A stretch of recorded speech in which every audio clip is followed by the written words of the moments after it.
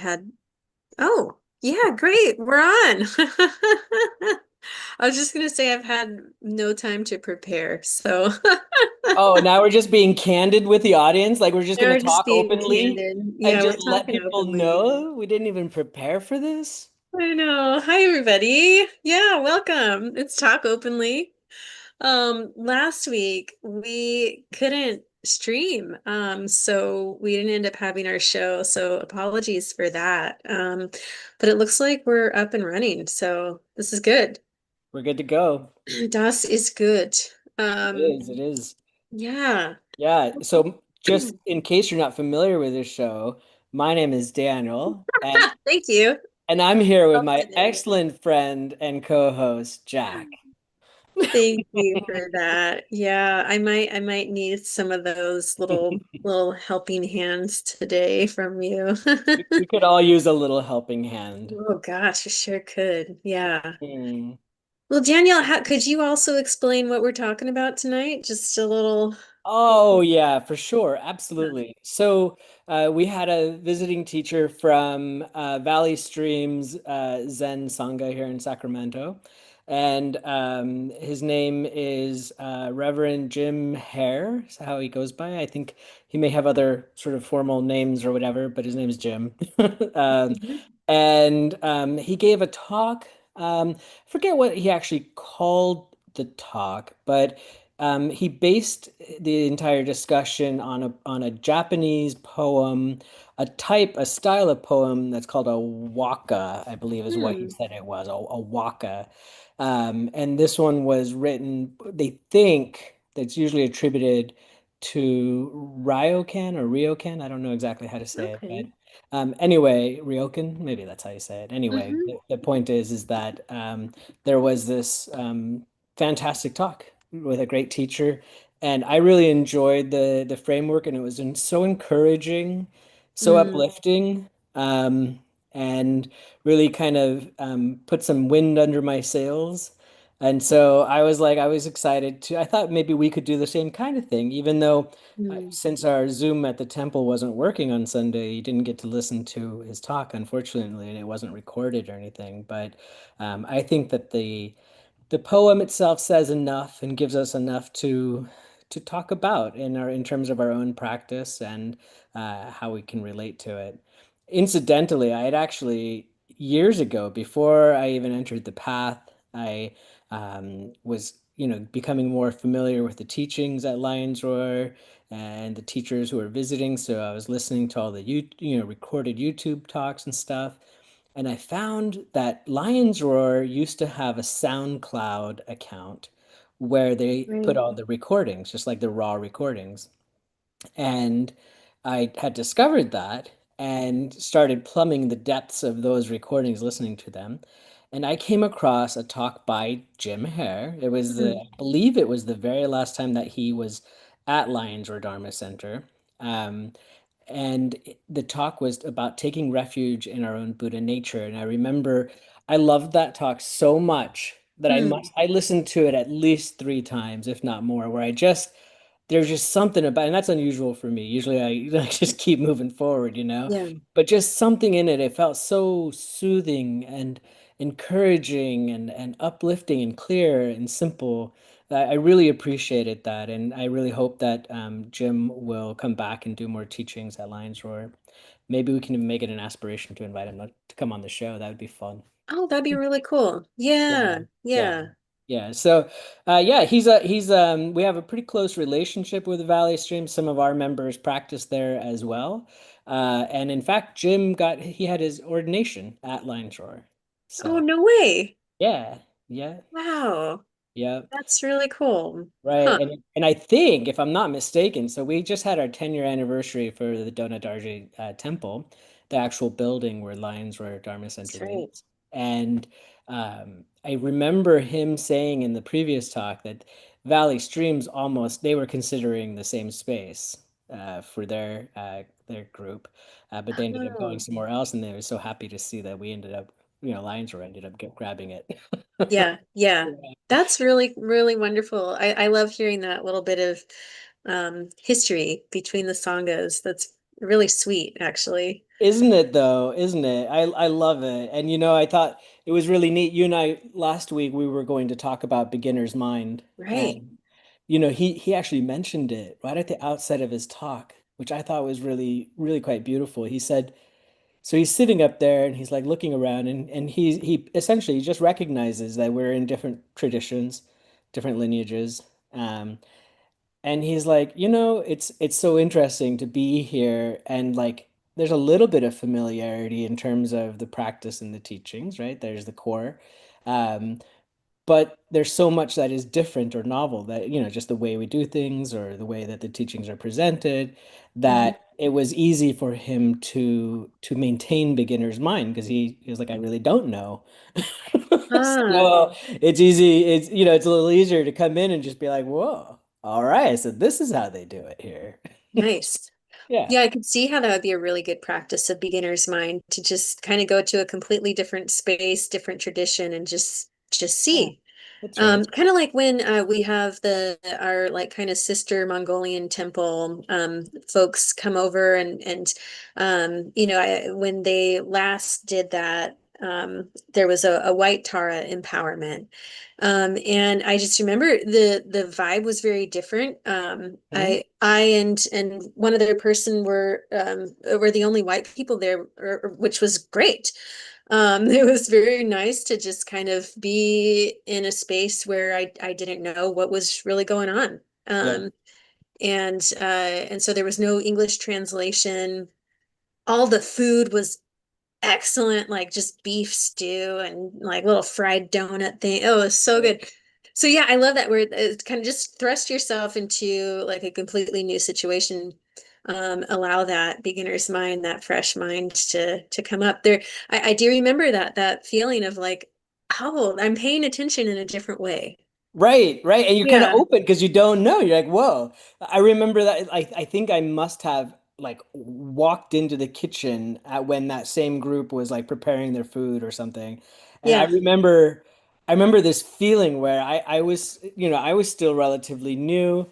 And I remember, thinking to myself, of course, every Buddhist I know must be a vegetarian, right? right. Of course, or probably even vegan, like that's what I, thought I knew, so to speak, right? Hmm. And I walked in and there were these big old hunks of meat. I mean, Right. it was like the meatiest thing I've ever been to. Right. I was like, and I remember this feeling of like, you don't know anything, Daniel. Like you just don't know anything, right? Yeah. Like, and I thought Thank I goodness, love right? that. I know, I know, I know. We're going to be talking about this tonight Okay, great. about how our knowingness might prevent us from either starting or continuing on the path, Mm, which might delay the ripening of our precious lotus flower. yeah. So, Okay, yeah, good. yeah, This seems yeah. like something I need. Same, me too. Yeah. Yeah. Cool. Good, good, good. Well, I want to hear Yeah. how things are going in general. How are you? Oh, pretty good, I'd say overall. Just yeah, decent. There's been a lot of instability, just whatever, just general sort of life fluctuations. Mhm. Um, and I was talking to Lama about this on Friday, and I thought it was so encouraging what he said to me. So, what I was telling him, I was like, there's all these changes, right? And all this crap kind of going on all around me and within me and whatever. Like there's all kinds of stuff. And I was like, but like I'm kind of, like I'm capable of just taking it in stride and, I'm not avoiding it. I'm not ignoring it. I'm here with it. And, I recognize the mind that's aware of whatever the feelings and situations, the perceptions that are arising, but I'm not terribly thrown off by them, like it's just change, like it's okay. And I was like, it's not apathy, I'm not neutral, it's something else, right? And he said, yeah, he said, Dharma practice gives you a deep keel. And Mm, so, oh, and when on a sailboat, the keel is that big, heavy thing that goes down right. and keeps the thing from toppling over. And he said, Dharma practice gives you a deep keel, which means that you can actually lean over so far that you begin to take on water. Huh. And he said, and it's okay. You can be there. You can be so leaned over. You're literally dragging and pulling in water without toppling over. And he said, of Yeah. course you don't want to be there. That's not the optimal place to be, is, to be taking in water. But that's what your keel is for, is it's protecting you, right, from Mm, toppling completely over. And mm, it was really interesting because when I, the very feeling that I was describing to him, the very experience that I was describing to him, when he said that, it was just like, yeah, that's exactly what it feels like. mm, That's what it feels like. And so I'm mm. so grateful to him, of course, for illuminating the path, and and helping me to walk it, and to, like that kind of a point, just a little pointer, right? Like, right, that is exactly what's going on. I have enough, you know, enough underneath me here that I'm not toppled over. Whereas in times past, a light wind, you know what I mean? Like a And you light, might like be sinking. I would just be like, I'd be like one of those, have you ever seen like a ship launch? I've seen these sometimes where they launch a ship and then it just goes down, Oh my God, right? no, Yeah. no. Yeah, like it just doesn't. That's how it felt before for me. Like any Terrifying. little thing would throw me off, right? Yeah. And cause all kinds of, you know, I don't know, long-lasting sort of ripple effects. But no, not as much anymore. And so I'm grateful, that that's a result of the practice. And it gives me some encouragement to just keep going. And that also is that's what we're talking about in this poem, right? Huh. Is the encouragement to keep going, to start and to keep going. Yeah, yeah. Joyful effort. The imagery of a deep keel is very peaceful to Yeah, me. yeah. The other thing that he brought up, besides the deep keel, um, was the nature of what he said is, I think he referred to it as like integration. Um, Hmm. and I don't want to expound any further on that. That would be up to him, but I accept to say that it essentially is the combining, where the relative and the ultimate, the samsaric and the nirvanic, the whatever, these sort of the duality coexists, right? Or what appears to be some kind of a dual view. It coexists. And so like, yeah, there's the the imperfect sentient being, for lack of a better word, and then also the Buddha nature, right? Right. It's all there, completely present. And so Mm, it's pretty interesting, to look at it that way and to recognize that our Buddha nature is indestructible hmm and it's perfect. And there isn't anything that's actually preventing it from ripening and blossoming into full Buddhahood except our own mind. And that's why we are on the path, is because we're looking to remove those obscurations to our full Buddhahood. It's mm, already here. It's already here. right. But, like we don't believe it's here. We think we think something else, and clearing up those strongly held beliefs about something else, that's what it's all about. And I think it's really neat to be able to catch glimpses. I wouldn't say I'm fully integrated, but it's a beginning Mm, of this integration process, right? Of seeing how these are happening at the same time, right? yeah, Impure, imperfect, dumb, lazy, stupid Daniel, whatever bad words I might use to describe right, myself. right. He exists, and and right? And Yeah, yeah, yeah. right, It allows so much more self-compassion when those moments can, like those little flashes of, oh yeah, it's all there. right. And it's okay. And it just is. So why, yeah, why torture myself? It's unnecessary. Yeah, I mean, you can. You're welcome to. You can try it. If you Yeah. think that that will liberate you and reduce your suffering, then please, by all means, torture yourself. The Yeah. wise people who have said that that's not necessary, though. Just Right. FYI, Right. not required, not part of this path. It is part of other paths, right? It There are is. there are other sort of things, spiritual paths, spiritual journeys, whatever that people can take that involves a great deal of sort of self-torture. Absolutely. Certainly, our great teacher, Shakyamuni himself went through that, right? Of Hmm. really torturing himself after, of course, doing all the luxurious indulgences, right? Right. So, yeah, and that's why our path is, I think, so cool is that it has somebody, at its formation who understood, was no God, was no Right. nothing, just a person who's like, hey, I've experienced both sides of this this life, the good, the bad, the whatever, and hey, this thing right in the middle, that's a nice place to be. It's a nice place to be. Yeah. Yeah, even keeled, right? Even killed, exactly. Yeah.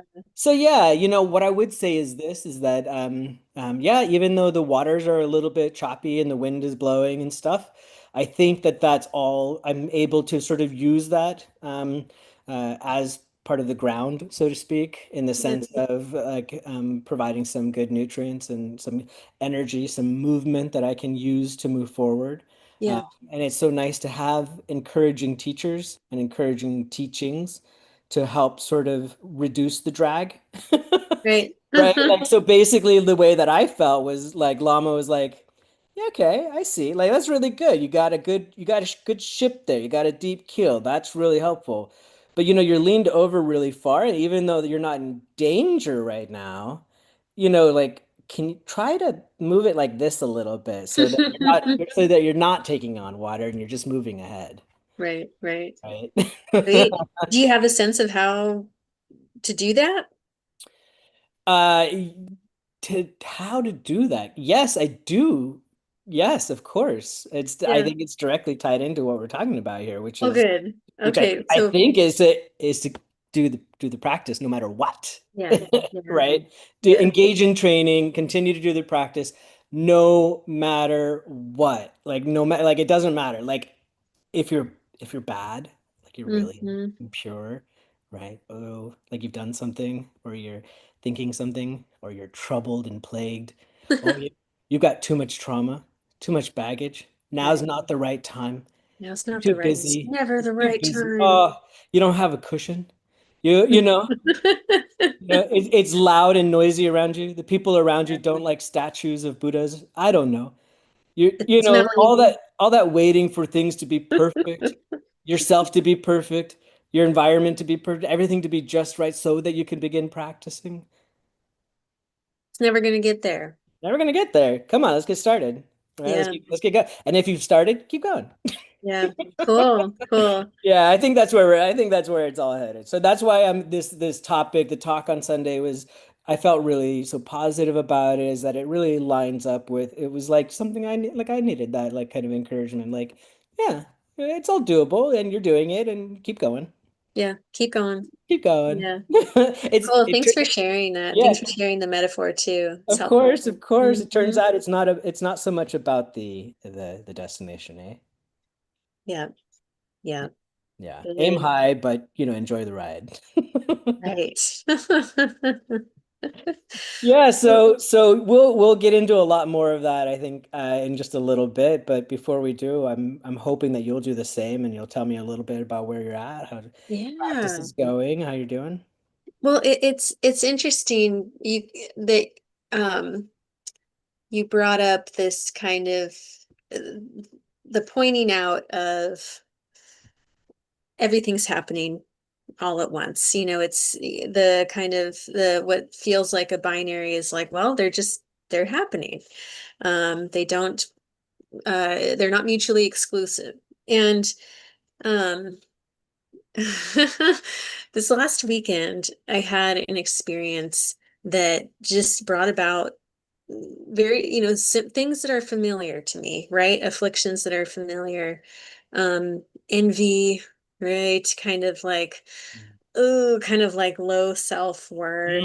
Yeah. Um, and uh there's a lot of people up here in the Northwest that are very self-sufficient. They can build their own houses, fix their Yeah. cars, do make their own food, all the things, right? Yeah, they're Yeah. inspiring. It's inspiring, yeah. I have zero practical skills. I have no practical skills, okay? And I know that I can learn them if I wanted to. But that is just not happening right now. Yeah. But there was an experience this weekend where my new fancy hybrid car, I backed it into a ditch Oh no. and could not get it out. Oh, Jack. And my friend had to call her friend, who fortunately had a Subaru and, could pull me out. But it took forever to try to figure this out. And we discovered that it doesn't have like tow hooks in the front, which I didn't know because I had never looked. And we also discovered that there was plastic completely covering the bottom of the car. So, like, you couldn't get to the engine from down below, like all this kind of stuff that I just didn't know. And it was so it was so funny because as another person was looking in the hood to see, like, could we figure out where to hook on in the car, um, he was like, how are people expected to work on their cars? And the person who came to bail me out was like, well, I think the people who end up buying these cars aren't intending to work on their cars. And I was just like, Yeah, yep, fair enough. fair enough, Yeah. fair Yeah, enough. that's true. Yeah. It's true. But it just was that little like sting of kind of like envy that like, oh, I don't know how to do that. And people see, right? People can see it. Yeah. Um, but so that's been a little bit of like reverb, and I've been reflecting on it and just kind of feeling as fine as I think I could feel, given that I do have tendencies towards envy or jealousy. Um, and I actually had Darshan this weekend with Lama as well, and briefly kind of touched on the topic of jealousy. And one thing that felt important amongst many was because I was asking, like, how does one actually transform one of those afflictions? Like, how do we kind of use that towards the practice? And um, what he told me was that, like, we don't want to hit bottom. We don't want to like get to the worst place of jealousy, hit bottom, so we know what that feels like. We don't need to do that, right? Like, kind of what we were talking about. We don't need to punish ourselves for liberation. And so to kind of just like pull myself back from, I don't need to go to kind of like self-flagellation to learn anything from this feeling. Um, I can just kind of keep moving on. And so it's that kind of like the nebulous answer that I was a little bit like, well, what do I do with this, But then what was so cool today is, like, right before I actually signed on to meet with you, I was just sitting for a little bit, and like the feeling came up that, like, oh yeah, here it is. You know? Like, this is it. I Yeah. don't need to there doesn't need to be any kind of like change. There doesn't need to No, be any difference. Like, no. this is this is my life. How cool. Um and that, that I'm learning. It's just that kind of recognition. It sounds so kind of basic, but that kind of So real, beginner. it's so beginner, right? Yeah. And so that felt good. And how interesting that it was kind of similar to what you were bringing up about, at the same time that that kind of like jealous, envious Jack could be there, the one that feels kind of down Yeah. on themselves. Yeah. There's also this, just kind of Buddha nature, just chilling and Right. seeing what comes, right? Okay, okay. So this I was actually sitting right before we met too and had a similar, Oh, very similar experience. whoa. So it was I would say damn near the same thing where it was really cool to observe how your strong feelings and thoughts associated with feelings. like came up and were distracting. Of course, I'm meditating, so I'm recognizing, oh, hey, I'm distracting, and then I'm like, oh, I'm distracted by these feelings and these thoughts. And it was in that moment of noticing the distraction that I could see the nature of mind itself, Mm, this open, spacious, luminous mind that was wide open with no boundaries.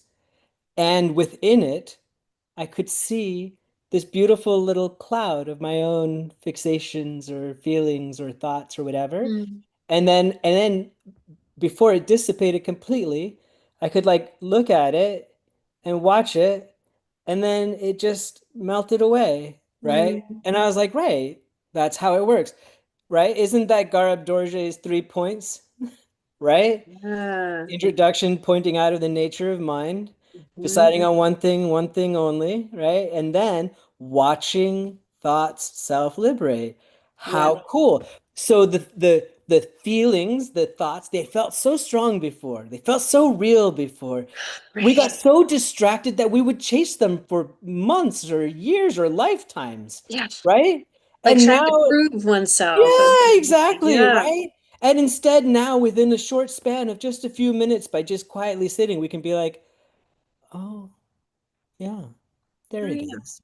There's Yeah. jealousy. There's Jack's jealousy. Hi, Hmm. hello. You want some tea? Yeah.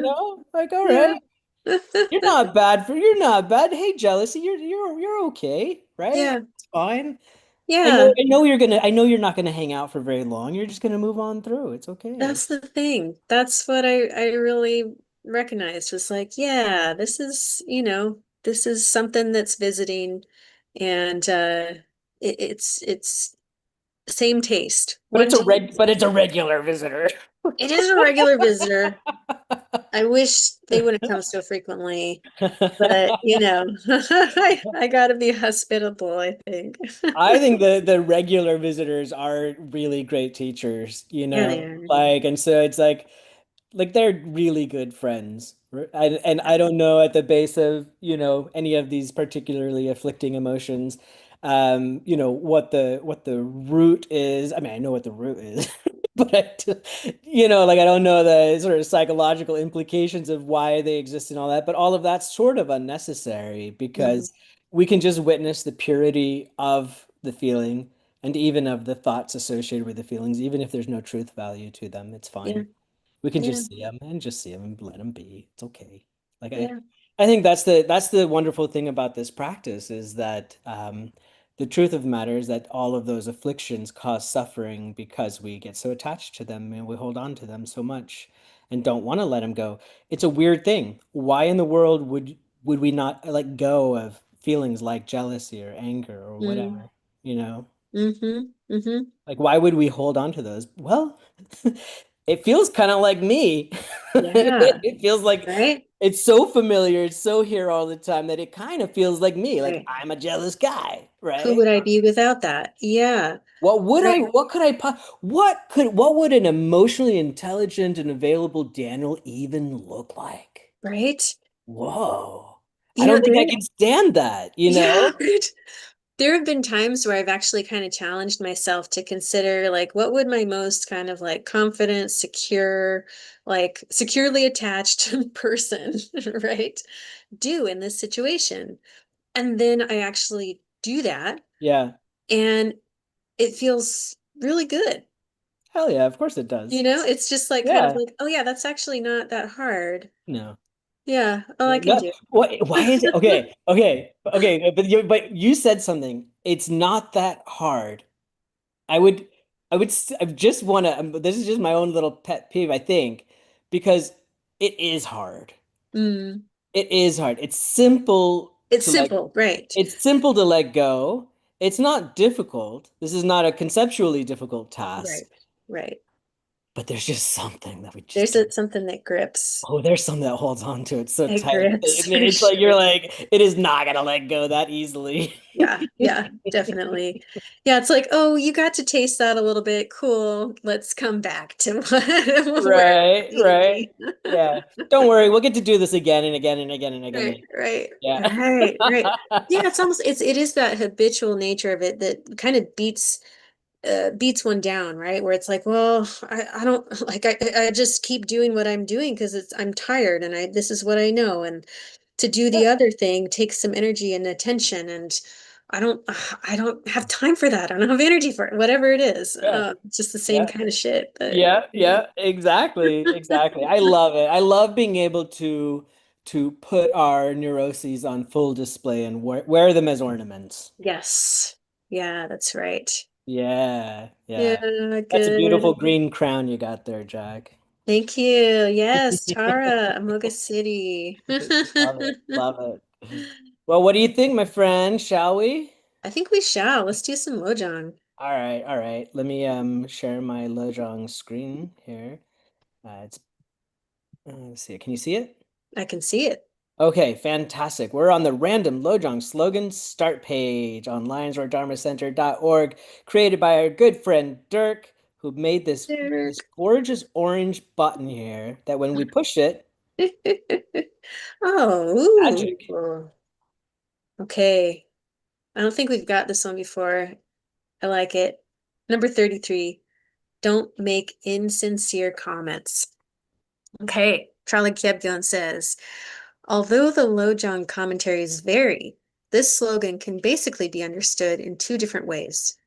The first way of understanding it is based on the observation that human beings have a tendency to take pleasure in identifying other people's weak points and exploiting them for their own benefit.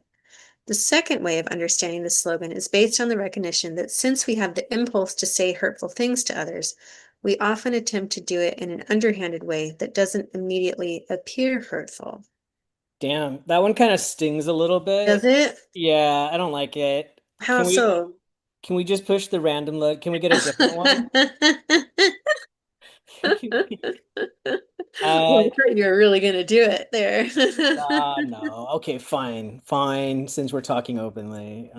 So tell me where it stings. Yeah, this one stings a little bit because mm, if there's ever any type of critical commentary directed at this person right here, Daniel, there are natural defense mechanisms that kick in. This is one of my these are part of my afflictions or whatever you want to call it, my obstacles, right? Mhm. Is very, very defensive. Of course, I'm defensive of all of those neuroses and things, right? Of course, that's what I'm defending is my misperceived self. I recognize that, but yet here we are. I get sort of defensive, and the nature of my defense is, yeah, so like, sure, let's just take maybe you suggest that I could do something to make things better, whatever. Daniel, if only you fill in the blank, then it would be better, right? Mhm. And then my response is, yeah, I can kind of see that. And also, if you did Right, this, right, you right, right, see, then it would also be better. right, right, right. Right? Okay, so So so hard not to do that, isn't it? Oh my it is gosh. the most so like this is why I love nonviolent communication and yet do not Mm. practice it. Right? Same. Right? I'm like, yes, the way of communicating is to use a framework of nonviolent communication, right? But my communication is so inherently aggressive and Mm. violent that it takes a lot of effort to create sincere comments. Yeah. And sincere comments, when I was looking at this, both of the ways of understanding it. So the first way of understanding it is taking pleasure in identifying other people's weak points, right, and exploiting them. And then the other one is that we have this impulse to say hurtful things to others, right? And that we might do it in these sort of underhanded ways.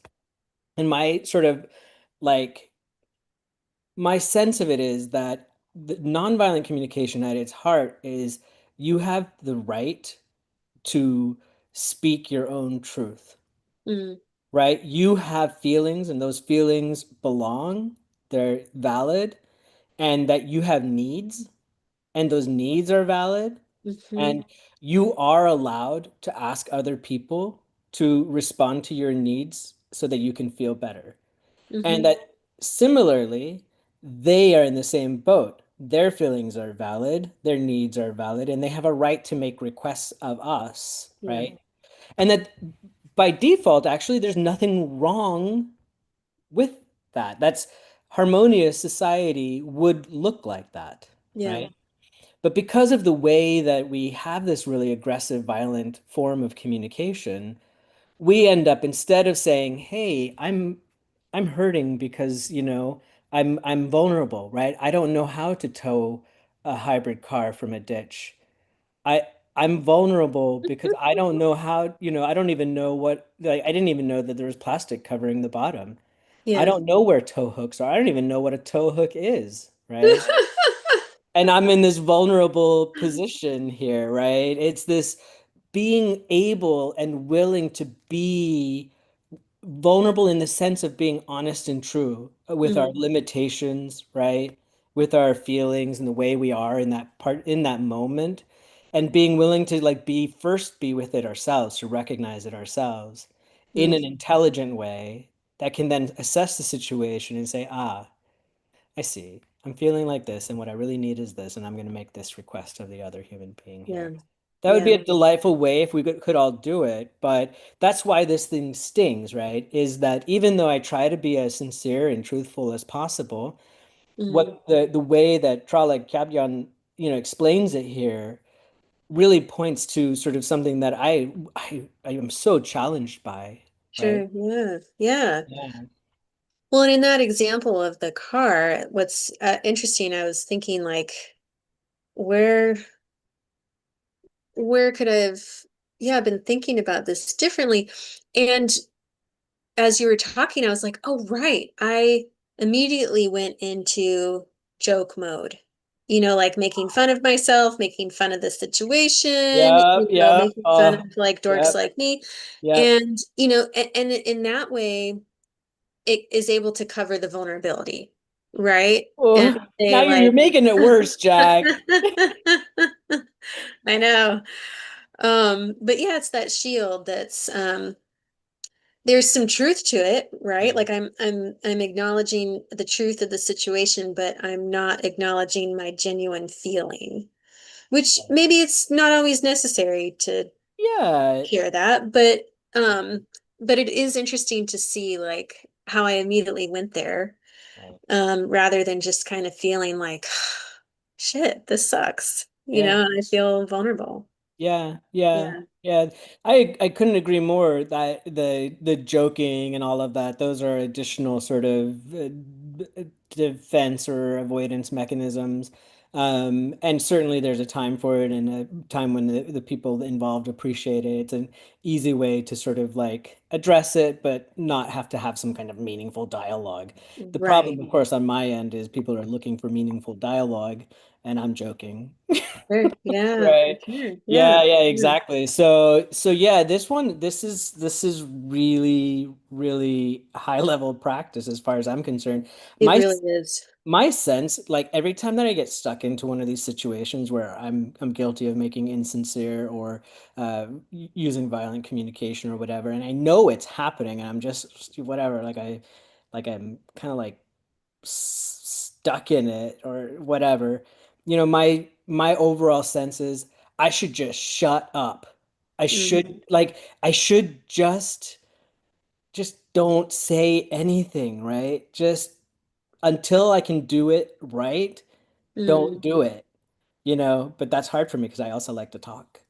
Yeah, it's really hard for me too. There's very much um like this almost like little child lawyer inside of me who like really has to describe everything about the situation and how my side of things makes sense, and that you have to know all of the context first before you can Yes. make any judgment. That's right. That's right. If you only knew actually that the car when it's backing up, it doesn't have, there's these blind spots and there's whatever Uh-huh. go on and on. And it just makes it so much worse, It's right? Wouldn't it not make it my so much worse? fault. I'm not bad. I'm good. It's not my fault. I'm not stupid. I'm really smart, but Yeah, it's like that kind. yeah. It really is like a little baby lawyer. I'm It gonna is a little baby I lawyer. made a little note here. Daniel is a baby lawyer. Yeah. You know? It's so funny. Right. I love that visual. I'm Yeah. gonna next time that I'm so my partner, she says the way that she describes this to me, well, she describes it to me in many ways, but one of the ways that she describes it, it fits into the whole little baby lawyer I concept. She's like, why are you always so full of disclaimers? She's like, I Hmm. don't need all the disclaimers, Yeah. and what you described, like the context and the possibility, like really kind of trying to flesh it all out verbally, right? That's what she's like, I'm not stupid. It's not that I'm not aware of that stuff. It's Yeah. that I'm trying to move forward in recognizing, sure, there's all kinds of context and things, but it's very clear the underlying communication doesn't require disclaimers. But little baby, lawyer Daniel is like, well, did you see actually that in the event that Daniel, da, da, da, da, da, then this contract is null and void, you see. Uh-huh. I know you want commitment. I know you want me to commit to this dinner on this particular night, but you need to know that if X, and Yeah. she's just like, can you just say yes or no? Yeah. Just Yeah. like, and if it doesn't work out, fine. Try to make it work out, but if it doesn't, it's fine. I don't Yeah. need the disclaimers, but Yeah. little baby lawyer over here, I love that. Oh, that's my key takeaway from this talk. little baby lawyer. Little Yeah. baby lawyer here. And what we really Ooh. need is one of these bad boys. Oh, yeah. Slice through, right? So my partner has a lot of these, and Oh, is yeah. pretty adept at using them, I must say. Yeah. And Yeah. I'm grateful to her that she is skilled with the ritual flaying knife. Of course, my head keeps regrowing. My ego, it just keeps coming back. But my partner and others in my life, it's not just my partner, but many others, they come Oh, along and they use this little knife to do a little cut, little jab. yeah. Beautiful, right? And yeah, just scary sometimes. Yeah, yeah, that thing's coming after you. Oh, yeah. Yeah. Oh, good. I'm grateful for all the flaying knives in my life. Yeah. Yeah, I'm hesitant to say that, but I am as well. You signed up for the cutting and flailing program, I so sure did. let's Yeah. not complain, eh?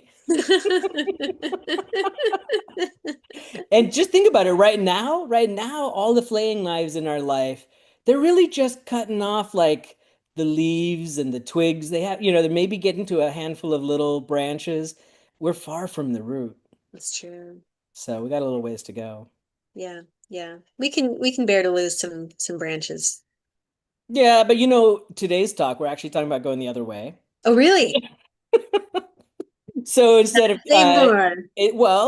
so we're talking about this poem that involves the metaphor of planting a seed and Hmm. allowing something to grow, not cutting back and destroying anything. So um, maybe actually come to think of it, it is partially just a weeding out the plants we don't want and allowing the plants that we do want to grow, something like that. Okay. Could All you right. read it for us? Yes, I'm going to read the poem. So Great. like I said, I don't know exactly who to attribute it to, but I'm going to say it's Ryōkan. I think that might be how you say it. But it was shared with me and with the Lions Roar group by Jim Hare. So the poem says, "Go ahead, plant the seed. There isn't a village where flowers won't grow. The very notion of being low-born only comes from people's minds." Hmm. Mm-hmm.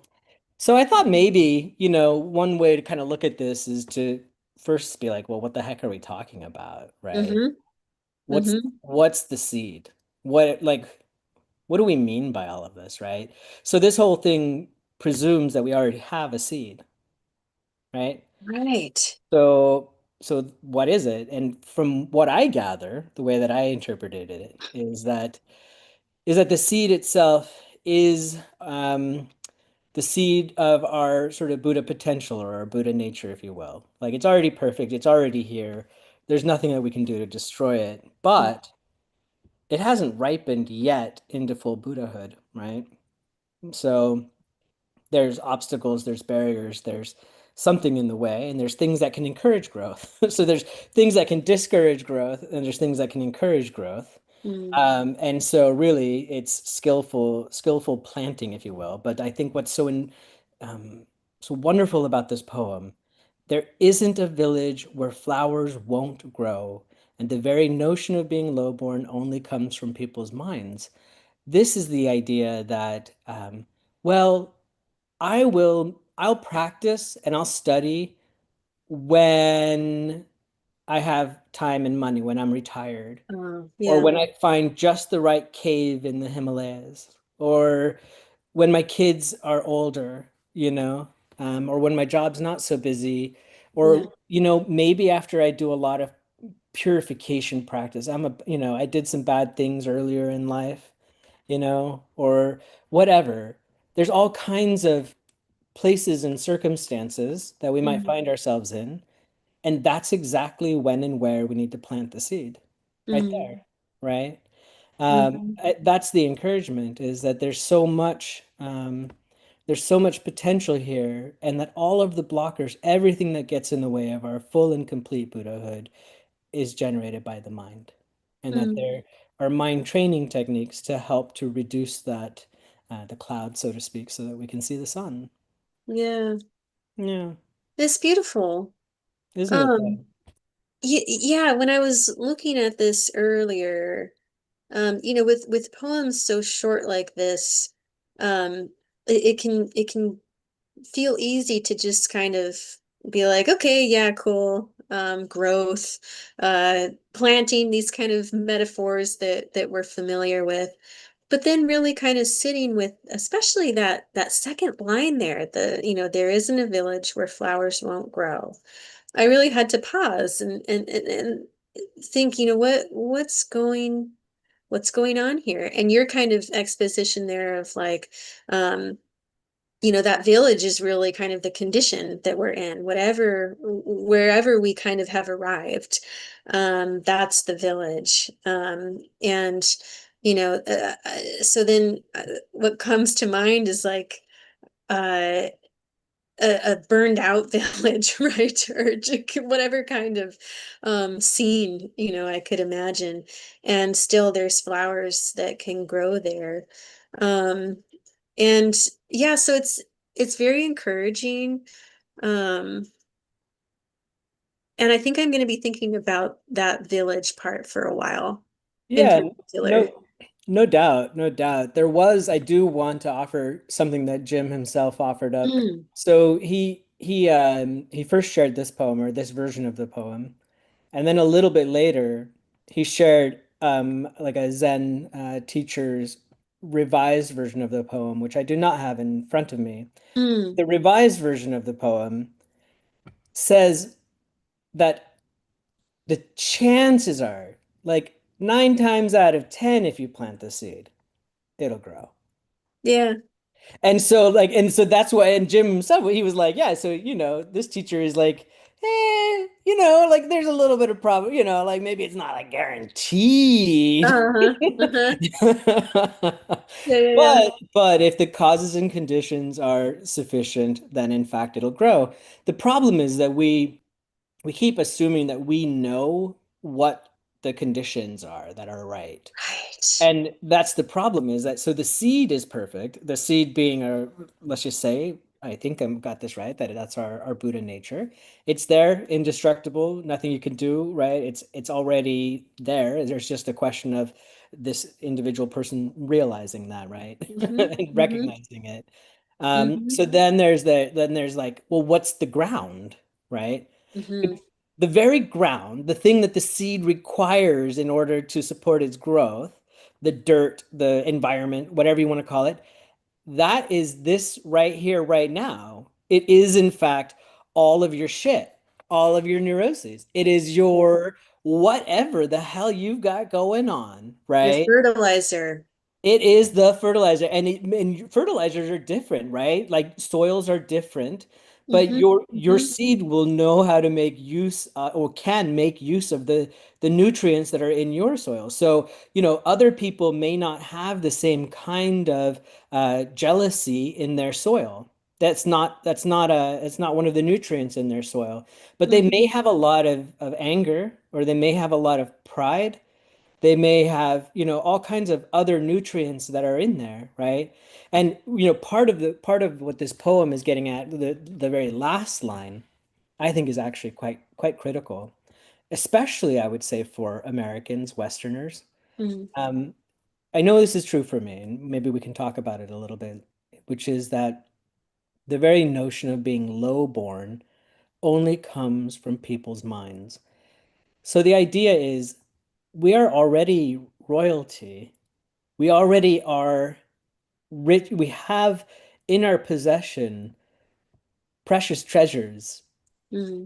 that Hmm. we couldn't find even if we explored the entire universe. They're here with us already, right? And that this notion, I'm not good enough, I'm not ready enough, Hmm. that there's a good amount of I can't do that. So I remember having that feeling, when I first encountered sort of the lofty goals of like, really, that's the point, is to achieve Buddhahood, to liberate all sentient beings. Right. I'm like, that doesn't sound like something I can do. It seems like a lot. Seems like a lot, man. Like I don't think so. Like, have you met me? Uh-huh. Right, Like right, right, I right. don't know. Like I would have to become a different person. Mm. And so, in order to be that, I'd have to be different than I am. And that leads, of course, to some people thinking, well, actually, I would really like to be somebody else. Mhm. Yeah, I yeah. I feel low born right now. I feel lower than dirt. I feel negative about myself. I don't have high aspirations. I feel stuck, or I feel like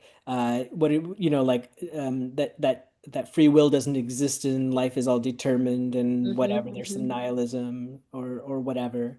Um, and so there's this desire to become somebody else. And then so sometimes we might be like, oh, I see. So in order to become this Buddha that is capable of liberating all sentient beings, there's this path that will turn me into a Buddha. Hmm. Right. Hmm. And I won't Hmm. have to be me. I won't have to be this piece of shit that I am, or whatever it is that Right. our negative self-talk or language is. But notice that descriptor, whatever conceptual framework, any language that we use to describe ourselves is inherently, either false or empty, depending on how you want to look at it. Right. And so the point is that we are already royalty, Hmm. and Hmm. so it's okay. Start acting like it. What if you're a royal? What if you were someone who was a universal monarch, as they might say it? Somebody who has all, like, is in fact king of the cosmos or queen of the cosmos or whatever, however you want to phrase it. But you found yourself, a janitor at a poor, impoverished school, right? Yeah. And then what if somebody was like, well, hey, just saying your actual royalty, you could start acting like it while still being the poor janitor at the school or whatever, Right, right? right, right. And It's and, kind of and like what we were talking about earlier with like, okay, I'm going to try on what I know I'm, capable of doing, right? Which is maybe acting a little bit more aligned with what these values are that I'm saying I'm interested in developing and just seeing like, is that's possible? And I do feel more like that kind of what higher born or self is right? like, oh, it feels good. It's like, oh, I can Yeah. feel that kind of natural like Buddha nature confidence when I can kind of almost I don't want to say fake it till you make it, right? But like Yeah. that kind of what is it? Like I'm trying this on. I'm trying on what Buddhahood feels like. It's kind of that I'm putting those pieces together, not the right words that I want, but that's kind of the sense that I Yeah. get from what you're saying. I love it. Exactly, right? It wouldn't feel natural Hmm. to go from scrubbing toilets and feeling broke and poor or whatever, and feeling maybe perhaps like less than or whatever. It wouldn't feel natural to all of a sudden be transported into a palace, have untold wealth and power and all your fine clothing and stuff. It would feel very not right, right? You'd have to kind of make your way back to the throne, so to speak, right? You know, Hmm. and I think that, the idea of lowborn, as the poem points out, this idea of this sort of diminished, less than sort of feeling is way better ground from my point of view than being highborn, right? I Hmm. think that it would be a lot harder to think that I know everything, have Right. everything, have accomplished everything, and have all the power and all the everything. It would be very hard for me then to practice. Mm. Well, yeah, and it'd be very hard to grow if you just thought that you were already there. Yeah. Yeah, Yeah. exactly. Yeah. There So was it's that kind of it's not all or it's uh not either or. Um yeah, not lowborn or highborn. Um no born, no born. Yeah. Well, right? and I often try and remind myself like these are the conditions for my enlightenment. These are the conditions for liberation. That's right. That's right. Because that is possible. And yes, it feels very lofty and unattainable, but it's possible. These are the conditions. Lofty and unattainable, it's your birthright, Yeah, right. right? Like you Mhm. actually, nothing could take that away from you, Yeah, yeah. you know? And It's I think already that, there, right. yeah, it's already there. You came into, you have it. It's all, everybody does, Mm-hmm. right? And you don't have to do something to become that. You already are that. You just need to recognize it. And Yeah. that's where, if your mind is so polluted with other ideas, concepts, or whatever, that prevent you from seeing that truth that you already are that, then there are ways, practices, methods of training So to, many, so you many know, techniques, so many techniques, so well-proven many techniques, paths. right? Like, oh, this is how you clear this up, right? And Mm-hmm. you got to just like pick one of those methods and stick with it, right? Mm-hmm. So Mm-hmm. whether it's as, that's what I love about having teachers come from other traditions, for example. Yeah, they're teaching it in a different way to different people who need to hear it in a different way, right? It's great. It works for them. Like they do their technique, it works. We do our technique, it works. Yeah, yeah, Yeah. right, right. Just keep going, huh? Yeah, it's all based on the same fundamentals, so it works out. I see actually, I'm kind of surprised that we're running out of time. I thought we still had a lot of I time to talk about. know. That's what happens when we miss a week. I feel like all pent up. I got all kinds of stuff to say. But I want to just share one thing that I thought was so gorgeous from Jim's talk on this Please do, subject on yeah. Sunday. He said, he actually, when he read this other poem, I know, let me just pull it up. I think I have it here. Oh, let's see here. Well, anyway, instead of trying to look it up, I guess what I'll paraphrase it. Mm. But basically, that there's an invitation here and a promise. One of the future poems, versions of this, says that the Bodhi mind will be penetrated by the Buddha's minds, right? And the idea is that what's being promised there is that sit down, meditate. And in that meditation, the meditation itself is an invitation for the mind of the Buddhas to merge inseparably with our own mind, right? And there was something so beautiful. Like yes, I want my little silly notion of self, whatever. I want my mind, this mind, the very one that's causing me trouble. I want the Buddha's minds to penetrate in there, get in there, Mhm. right? Mhm. Dissolve some of that stuff. And there was something the way I wish I had his speech because, like the way that he phrased that, I was like, yeah, when I meditate, that's how I want to meditate. Like it's an invitation. Come on in, Buddhas. Mm. Mhm. Yeah. Yeah, an invitation to yeah, dissolve into your own Buddha nature. Yeah, I love that. Hmm. Thank you, Daniel, for bringing this tonight. I'm really glad. Yeah, just to hear a little bit about his talk and this poem. There's definitely things I'm going to be reflecting on from this, and yeah, so thank you. I appreciate Yeah, it. of course you're welcome, and thank you, Jim Hare from Valley Streams Zen Sangha in Sacramento, for coming Mm. out to Lions Roar to give this talk. It was much appreciated. I hope that maybe one day we'll have him on the show, or at the very least that we'll get to get more teachings from him. Yeah, yeah, wonderful aspirations. Yes. Indeed, indeed. Thank you, everybody, for coming. If you can make a donation, lionsroardharmacenter.org, we'd so appreciate it. And have a good holiday week if you celebrate, and look forward to seeing you next Tuesday. Yep. Bye bye, everybody. Bye, Jack.